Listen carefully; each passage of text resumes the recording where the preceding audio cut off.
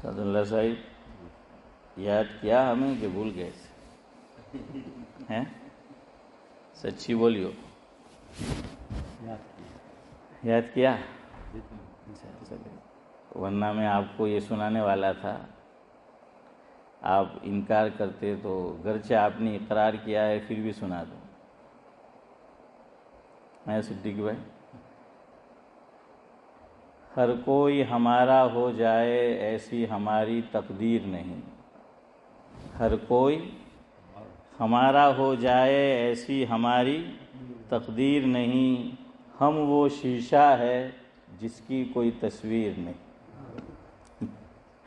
ہر کوئی ہمارا ہو جائے ایسی ہماری تقدیر نہیں، ہم وہ شیشہ ہے جس کی کوئی تصویر نہیں.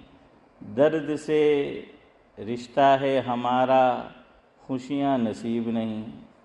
ایسا تو نہیں ہے الحمدللہ. درد سے ہاں نہیں ہے، میں نے کہہ دیا نا، لیکن کیا کرے، شاعر نے کہا ہے تو بولنا پڑتا ہے.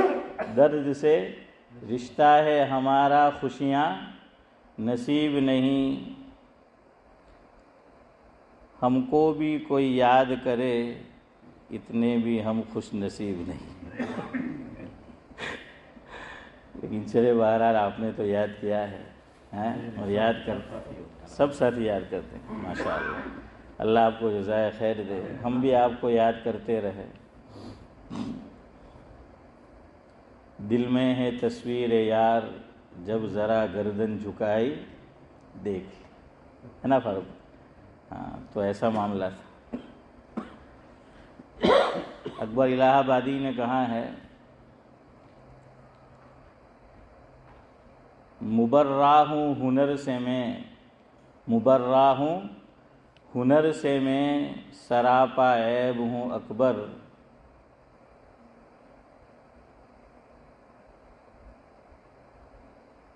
عنایت ہے احبا کی اگر اچھا سمجھتے، ہے نا؟ تو ویسا معاملہ ہے. بہرحال سورہ فاتحہ کے تعلق سے کچھ باتیں، پیر کی جو مجلس ہوئی تھی میرے سفر میں جانے سے پہلے، تو کچھ باتیں آپ کے گوش گزار کی تھی. آج چونکہ پہلا دن ہے تو ذرا جلدی ختم کر دیں گے. نیند آتی ہے انڈیا کے حساب سے، ہاں ابھی تو سستی آتی ہے، ابھی ایڈجسٹ نہیں ہوا ہے نا عبدالقادر چچا؟ 1 واگی گیا نا. ہاں تو 12 تو کیا نہ واگی گیا. ایک مسئلہ سمجھے جو میں نے خالی اشارہ کیا تھا گزشتہ مجلس میں. سورہ فاتحہ یہ کس سورت کا جز ہے؟ بولیے. سورہ فاتحہ کس سورت کا جز ہے؟ سورہ بقرہ کا. عارف بھائی کہہ رہے سورہ بقرہ کا. نہیں، سورہ فاتحہ کسی سورت کا جز نہیں ہے، کسی سورت کا حصہ نہیں ہے. یہ ڈیباچا ہے. گجراتی میں کہ پرستاونا. کیا ہے؟ پرستاونا، ڈیباچا، تمہید جسے بولتے ہیں. سورہ فاتحہ کی مثال ایسی ہے کہ یہ کوزہ ہے جس نے دریا کو اپنے اندر سمیٹ لیا ہے. پورے قرآن کریم کا خلاصہ یہ سورہ فاتحہ ہے. پورے قرآن کریم کا خلاصہ یہ سورہ فاتحہ ہے. اور سورہ فاتحہ کا خلاصہ کہتے ہیں کہ بسم اللہ الرحمن الرحیم ہے، اور بسم اللہ الرحمن الرحیم کا خلاصہ لفظ حرف با میں ہے، لفظ نہیں، حرف با میں ہے. اور اس سے آگے بھی بات کہی ہے جو آپ کی سمجھ میں نہیں آئے گی تو اس لیے اس کو چھوڑتے ہیں. وہ یہ ہے کہ با نقطے میں گم ہے. حنیف بھائی کیا ہے؟ پورے قرآن کریم کا خلاصہ کیا ہو گیا؟ سورہ فاتحہ.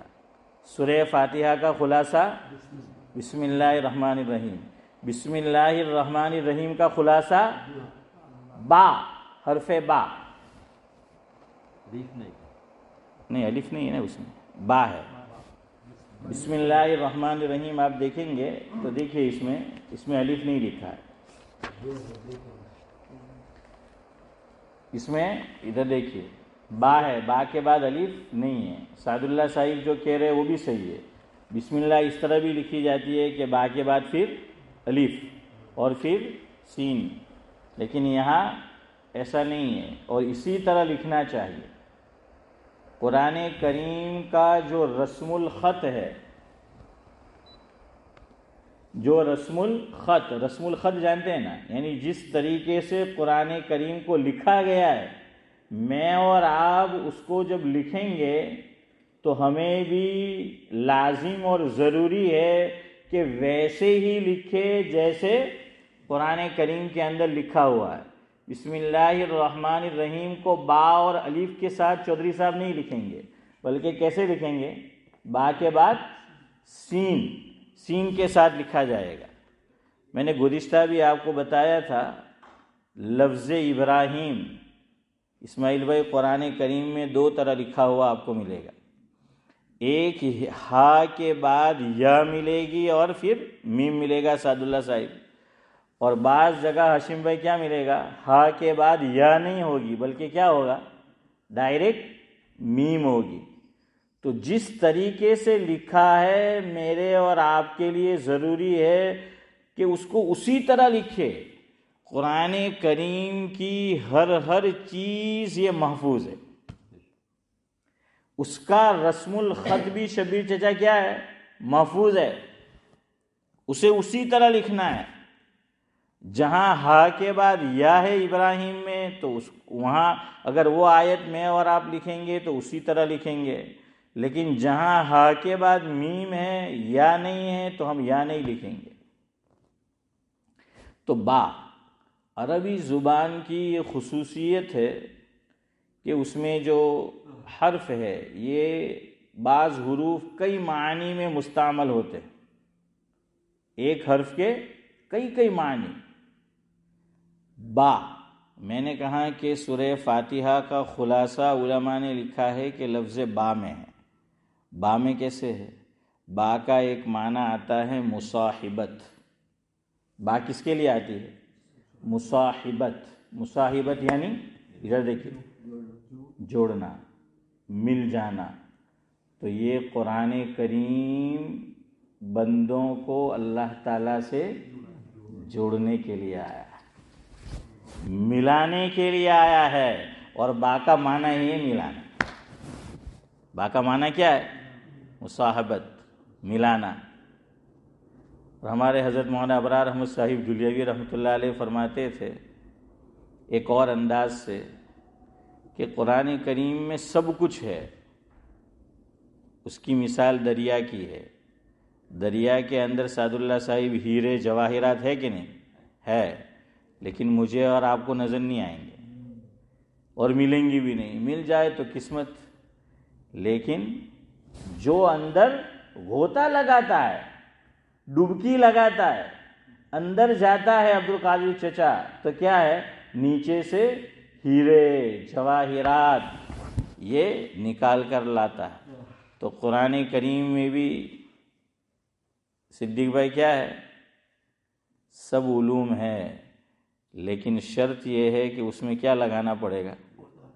غوطہ لگانا پڑے گا، اس کے لیے وقت دینا پڑے گا، تو پھر علوم کے خزانے ہاتھ لگتے ہیں. تو حضرت فرماتے تھے سب کچھ ہے قرآن کریم میں. دلیل کیا؟ فرمایا قرآن کریم شروع کہاں سے ہوتا ہے؟ با سے. بسم اللہ الرحمن الرحیم با سے شروع ہوتا ہے کہ با ہے تو پہلا حرف کیا ہو گیا؟ با. اور ختم کہاں ہوتا ہے؟ من الجنتی والناس. عارف بھائی آخری لیٹر کیا آیا؟ سین آیا نا؟ ناس، سین آیا. تو پہلا با اور آخری سین. دونوں کو ملا تو حافظ امتیاز کو کیا ہو جائے گا؟ بس۔ فرمایا ہدایت کے لیے یہ کتاب بس ہے، ہدایت کے لیے یہ کتاب بس ہے، کسی اور کتاب کی ضرورت نہیں ہے۔ اس کا یہ مطلب نہیں، بعض لوگ غلط مطلب لیتے ہیں کہ حدیث پاک کی بھی ضرورت نہیں، ضرورت ہے۔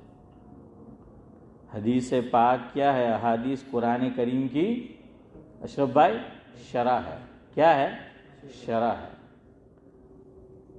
فقہ کی بھی ضرورت ہے، قیاس کی بھی ضرورت ہے، تو یہ شرح ہے۔ ورنہ قرآن کریم سے ہم یہ ثابت نہیں کر سکتے کہ فجر میں 2 رکعت سنت 2 رکعت فرض، ظہر میں کتنی سنت کتنی فرض۔ ساری نمازوں کا یہ حال ہے کہ اگر کوئی آدمی صرف قرآن کریم سے حل کرنا چاہے تو چودھری صاحب نماز کی رکعتیں حل نہیں کر سکتا۔ ضروری ہے۔ قرآن نے فرمایا وَأَنزَلْنَا إِلَيْكَ الذِّكْرَ لِتُبَيِّنَ لِلنَّاسِ مَا نُزِّلَ إِلَيْهِمْ وَلَعَلَّهُمْ يَتَفَكَّرُونَ۔ تو اس میں سب کچھ آ گیا، فقہ کا بیان بھی آ گیا، حدیث کا بھی آ گیا، لیکن یہ ہمارا آج کا موضوع نہیں ہے۔ تو میں یہ کہہ رہا تھا کہ قرآن کریم ہدایت کے لیے حضرت نے فرمایا بس ہے، اور اب اس کو الٹ لو، بس لکھو، باسین اس کو الٹا کر دو، کیا ہو جائے گا؟ یعنی بھائی سب ہو گیا نا۔ تو حضرت نے فرمایا بس کو الٹ دو، اور حضرت ہنستے ہوئے فرماتے تھے کہ یہ روڈ پہ جو بس چلتی ہے اس کو مت الٹ دینا۔ ہم تو اس بس کی فاروق بھائی بات کر رہے ہیں کہ با اور سین، تو یہ بس اس کو الٹ دو تو کیا ہو جائے گا؟ سب۔ تو گویا قرآن کریم ہدایت کے لیے بس ہے، کافی ہے۔ کیوں؟ اس میں سب ہے۔ اس میں کیا ہے؟ سب کچھ ہے۔ یہ با میں، اور با سے بھی آگے علماء نے لکھا کہ پورا خلاصہ نقطے میں ہے، اور نقطہ وحدت میں گم ہے۔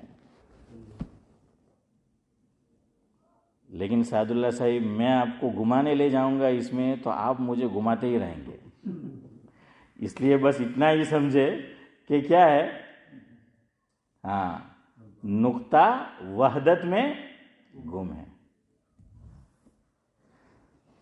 اب ایک بات مجھے اور آپ کو یاد رکھنے کی ہے سورہ فاتحہ کے تعلق سے، جو حنفی المسلک ہے، اور ایک بات سعد اللہ صاحب کو یاد رکھنے کی ہے۔ بعض لوگ اس مسئلے سے واقف نہیں ہوتے تو انجانے میں نہ کرنے کا کام کر جاتے ہیں۔ جو حنفی المسلک ہے، جیسے میں ہیں، آپ سب ہے، سعد اللہ صاحب کو چھوڑ کر، امام کے پیچھے سورہ فاتحہ نہیں پڑھنا۔ ہم میں سے بعض لوگ امام کے پیچھے سورہ فاتحہ پڑھتے ہیں، یہ میں نے بھی دیکھا ہے۔ سورہ فاتحہ نہیں پڑھنی ہے،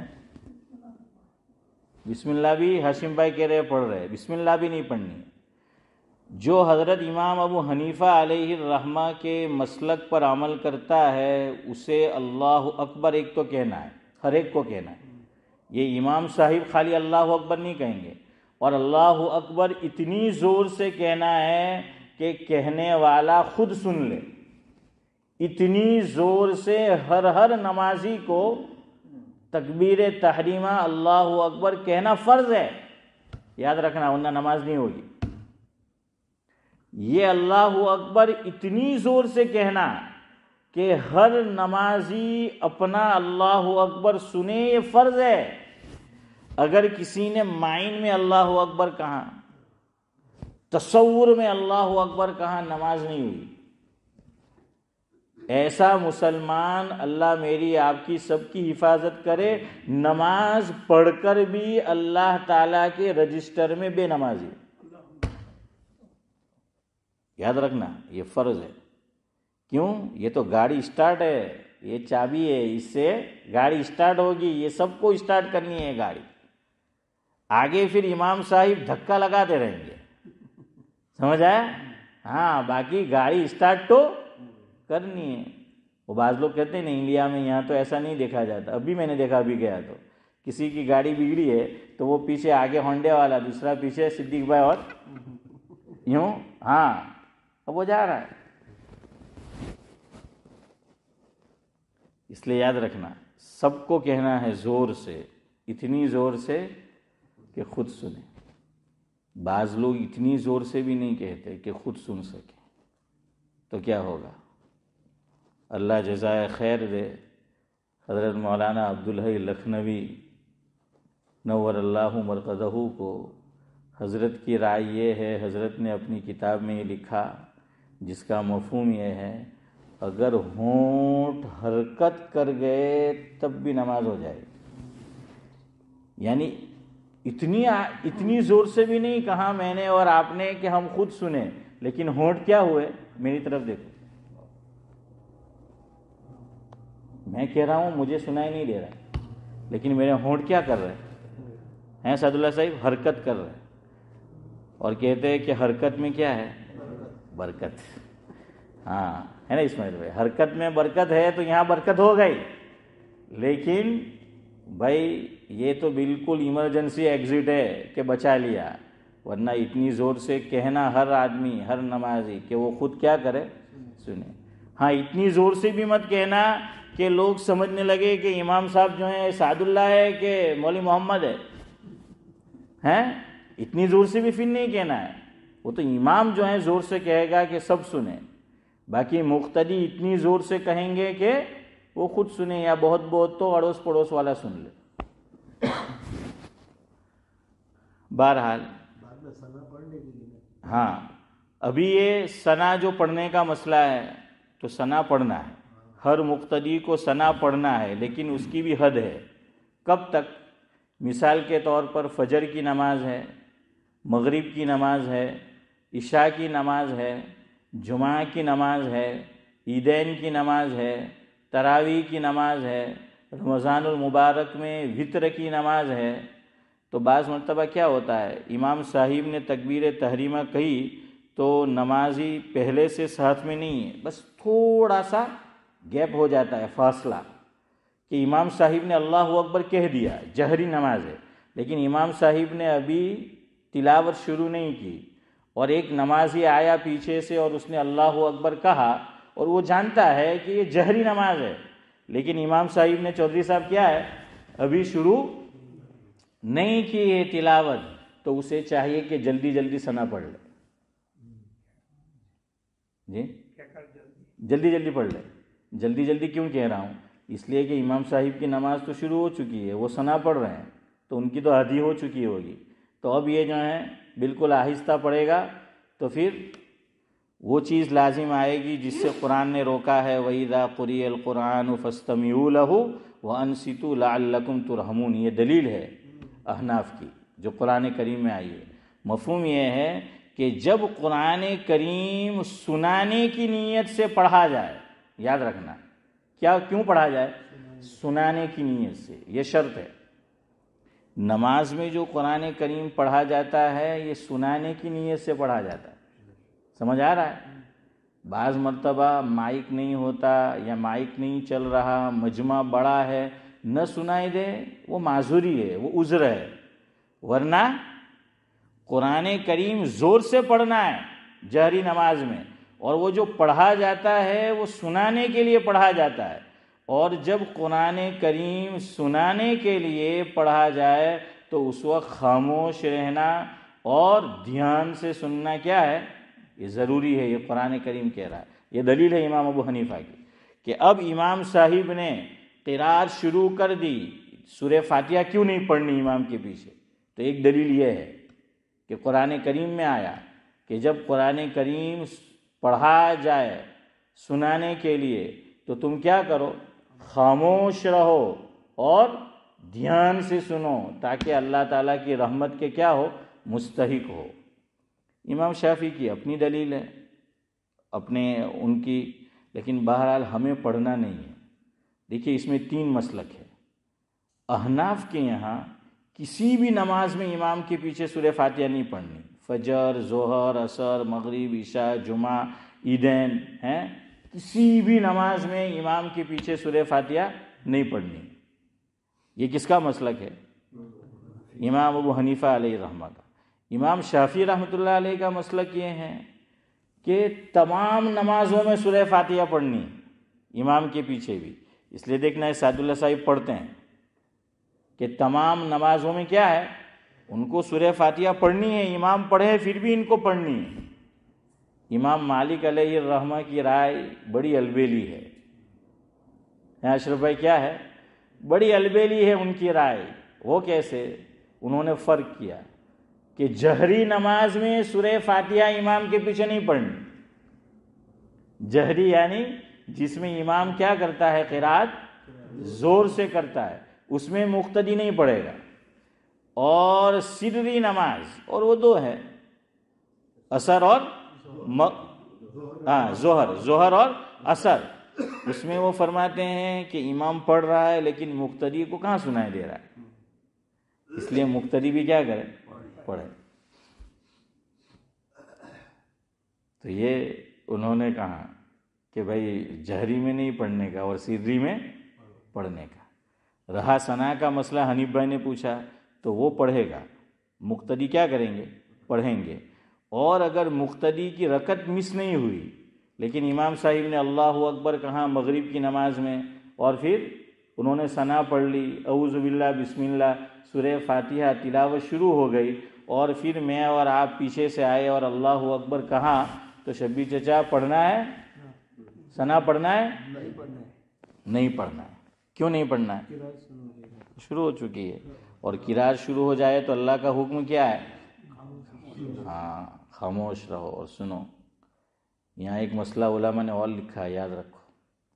بعض لوگ یہاں سفر کرتے ہیں، برمنگھم جا رہا ہے، لیسٹر، ڈیوزبری، مانچسٹر، تو کار کے اندر کیا شروع کر دیتے ہیں؟ قرات، تلاوت کوئی کر رہا ہوتا ہے.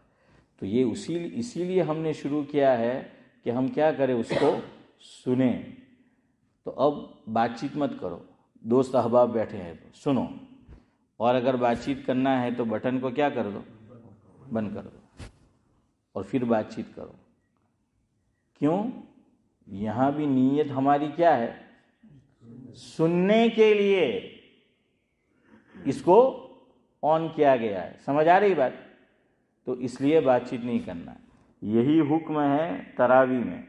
بعض لوگ پیچھے بیٹھ کر بات چیت کرتے رہتے ہیں، یہ ہر جگہ ہوتا ہے، ہر ملک میں ہوتا ہے تقریباً. تو یہ بھی ممانعت ہے. کیوں؟ تراویح میں جو سنایا جا رہا ہے، اللہ فرما رہے ہیں وَإِذَا قُرِئَ الْقُرْآنُ فَاسْتَمِعُوا لَهُ وَأَنصِتُوا لَعَلَّكُمْ تُرْحَمُونَ. تو اب کیا کرو؟ سنو. اب خاموش رہنا ہے. یہی خاموشی کا حکم یاد رکھنا خطبے کے وقت ہے. چاہے جمعہ کا خطبہ ہو، چاہے عیدین کا خطبہ ہو، اور چاہے نکاح ہو رہا ہو. ہمارے یہاں جمعہ اور عیدین کے خطبے میں تو لوگ خاموش رہتے ہیں، لیکن نکاح کے خطبے میں خاموش نہیں رہتے. وہ یوں سمجھتے ہیں کہ یہ تو میرا دولہا ہے، چپ رہے والوں ہیں. ہوں کوا آج تھی زپ لگی گئی انہیں، ہے فاروق بھائی؟ آج تھی چالو، زپ لگ گئی، تو کہ اس کو خاموش رہنے کا. تو بیچارے کو اسی وقت سے اب لٹکا دیا کہ اب خاموش نہیں. یہ حکم سب کے لیے، میرے آپ کے سب کے لیے، کہ جو بھی خطبہ ہو رہا ہے، چاہے وہ جمعہ کا ہے، چاہے عیدین کا ہے، چاہے نکاح کا خطبہ ہے، اس کا سننا واجب ہے. قرآن کریم بھی کہ سنانے کے لیے پڑھا جا رہا ہے، اس میں بھی بعض مرتبہ غفلت ہوتی ہے. اس لیے میں منع کرتا ہوں ہماری مسجد والوں کو، وضو خانے کا مائک کہ جہاں تک آواز پہنچے آن مت کرو. فجر کی نماز میں، مغرب میں، عشاء میں. کیوں؟ لوگ وضو کر رہے ہوتے ہیں تو کبھی بات چیت بھی کرنی پڑ جاتی ہے ضرورتاً، اور ادھر قرآن کریم آن ہے اور وہاں سنایا جا رہا ہے. تو اس لیے ان کے لیے تو سننا ضروری ہے. تو اس لیے بھائی وہ مائک آن ہی مت کرو کہ وہاں ان کو کیا کرے، وہ سنائی دے. یہی حکم یاد رکھنا گھروں میں عورتوں کے لیے بھی ہیں، اور مرد ہے تو ان کے لیے بھی، کہ مسجد سے لائیو کیا آ رہی ہے، نماز آ رہی ہے، تراویح آ رہی ہے، کہ قرآن کریم سنانے کے لیے پڑھا جا رہا ہے۔ یوسف بھائی دانا ہمارے چیئرمین تھے، اور وہ عمران ہمارا سیڈیوت وہ بھی تھا اس وقت۔ تو ایک مسئلہ آیا، انہوں نے مجھے بھی بلایا، تو کہا کہ اس ملک میں بھی بہت سی جگہ پر نماز جو ہوتی ہے تو گھروں میں نشر کی جاتی ہے، مغرب کی نماز مسجد میں ہو رہی ہے، گھروں میں آ رہی ہے، عشاء کی آ رہی ہے۔ تو یوسف بھائی دانا نے مجھے بلایا اور مجھے کہا کہ امام صاحب آپ کیا کہتے ہیں؟ تو میں نے یہی ان کو قرآن کریم کی آیت بتائی۔ میں نے کہا دیکھے گھروں میں بعض مرتبہ فون چل رہا ہوتا ہے، عورتیں کھانا پکا رہی ہے، بات چیت ہو رہی ہوتی ہے، اور ادھر قرات بھی جاری ہے۔ اب سب لوگ تو کہاں اس کا اہتمام کریں گے کہ بات چیت کرنا ہے تو اس کو بند کر دے۔ میں نے کہا بہتر یہ ہے کہ اس کو نشر نہ کیا جائے۔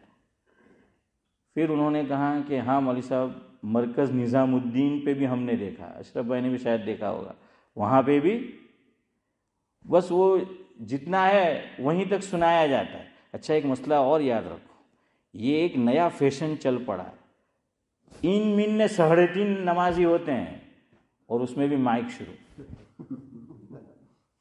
یہ نیا فیشن ہے۔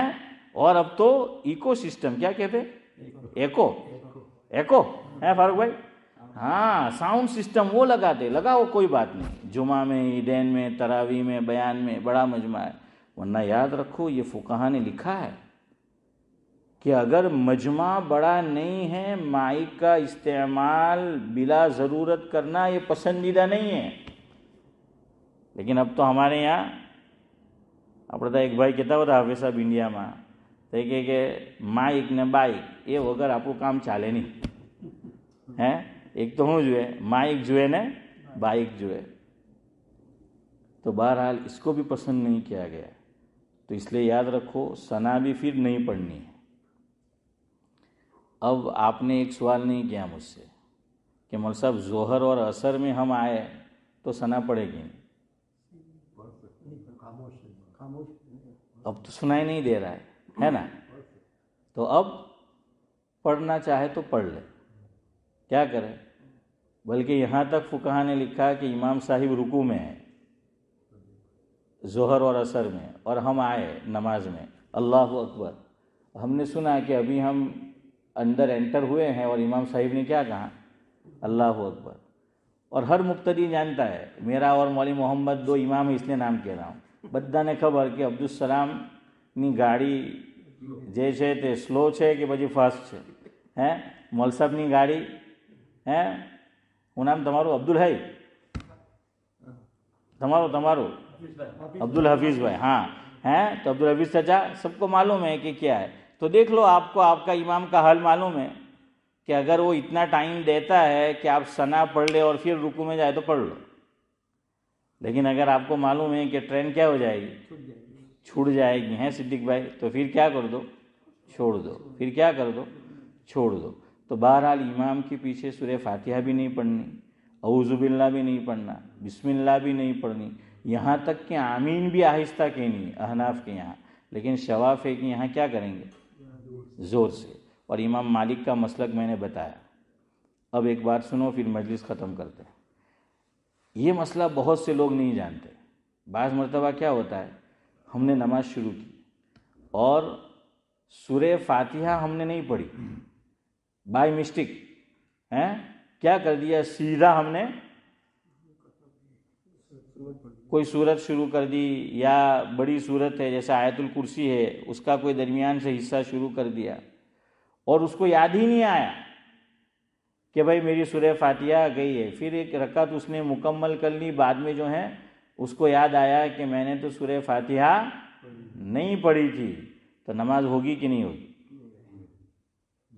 دیکھیں آپ سب کہہ رہے نہیں ہوگی، اسی لیے میں نے یہ مسئلہ چھیڑا کہ یہ مسئلہ نہیں معلوم ہوتا۔ کیوں نہیں پتہ ہے؟ ہمارے ذہن میں یہ ہے کہ بھئی سورہ فاتحہ یہ تو ضروری ہے پڑھنا۔ اللہ تعالیٰ نے کیا فرمایا، نماز کے اندر ایک فرض ہے قرات، نماز میں جتنے فرائض ہے چودھری صاحب اس میں ایک فرض کیا ہے عبد القادر چچا، قرات ہے۔ قرات کیا ہے؟ اللہ قرآن میں سے کہیں سے بھی پڑھو، قرآن میں سے کہیں سے بھی پڑھو، منیمم بتا دیا کہ منیمم کتنا پڑھنا ہے، منیمم 3 چھوٹی آیت پڑھنا ہے۔ منیمم کتنا پڑھنا ہے؟ 3 چھوٹی آیت۔ 3 چھوٹی آیت کون سی ہے؟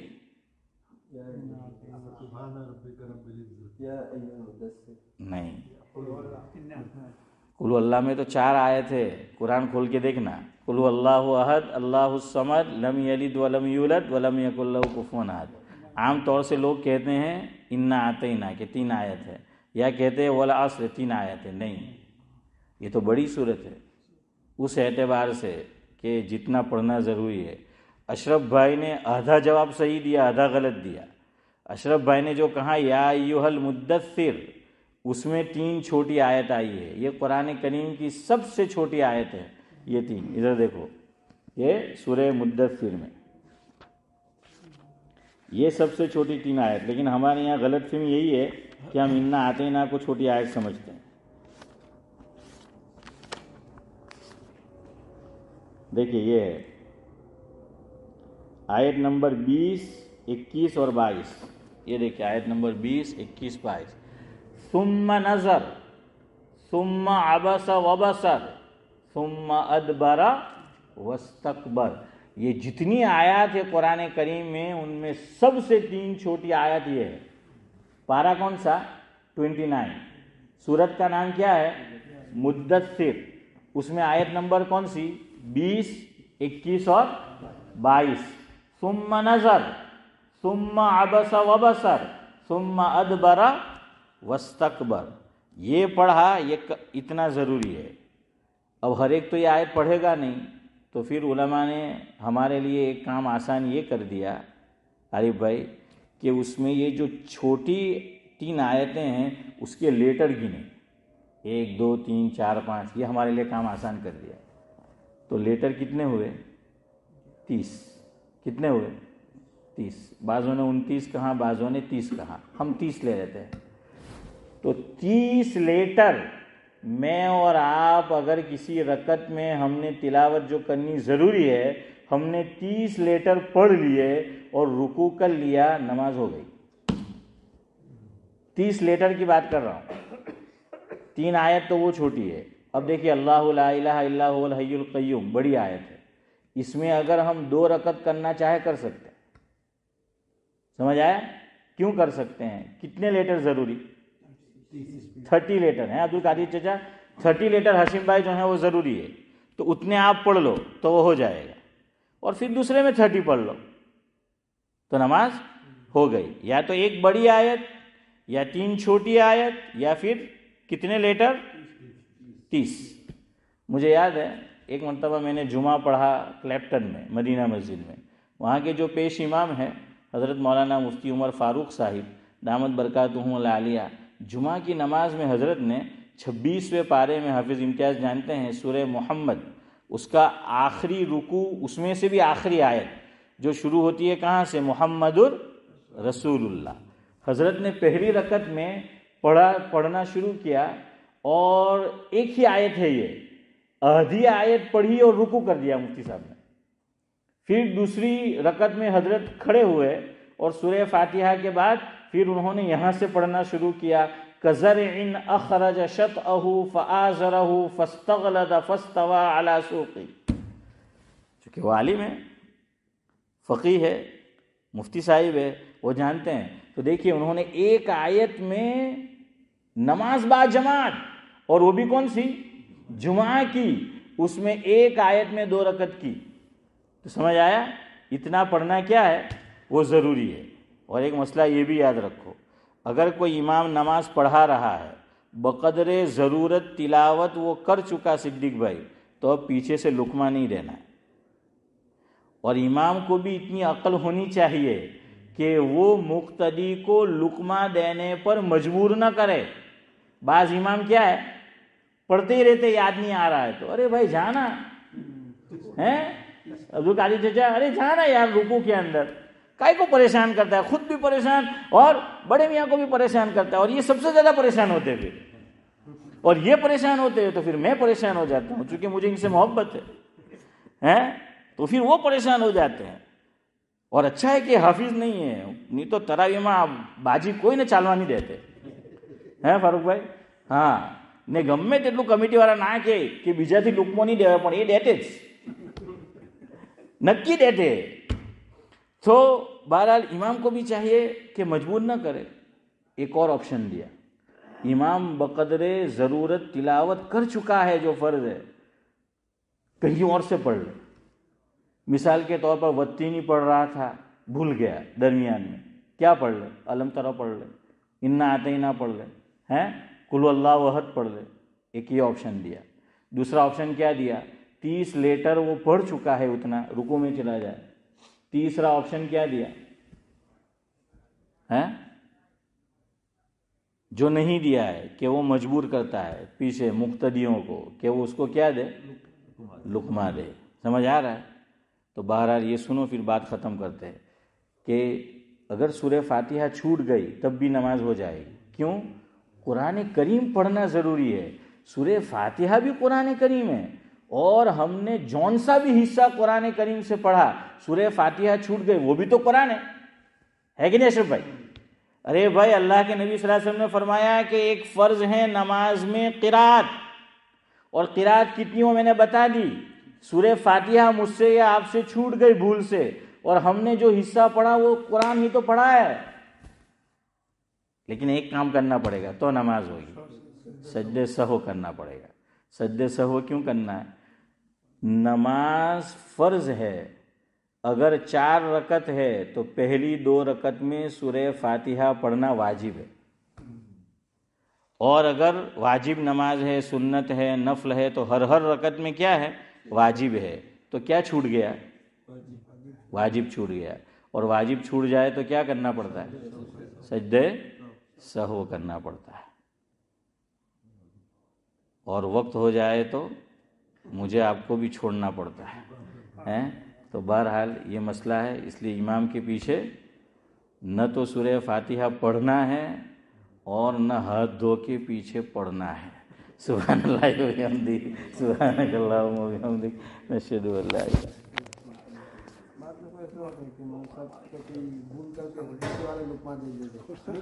अब तो इलेक्शन के ज़माने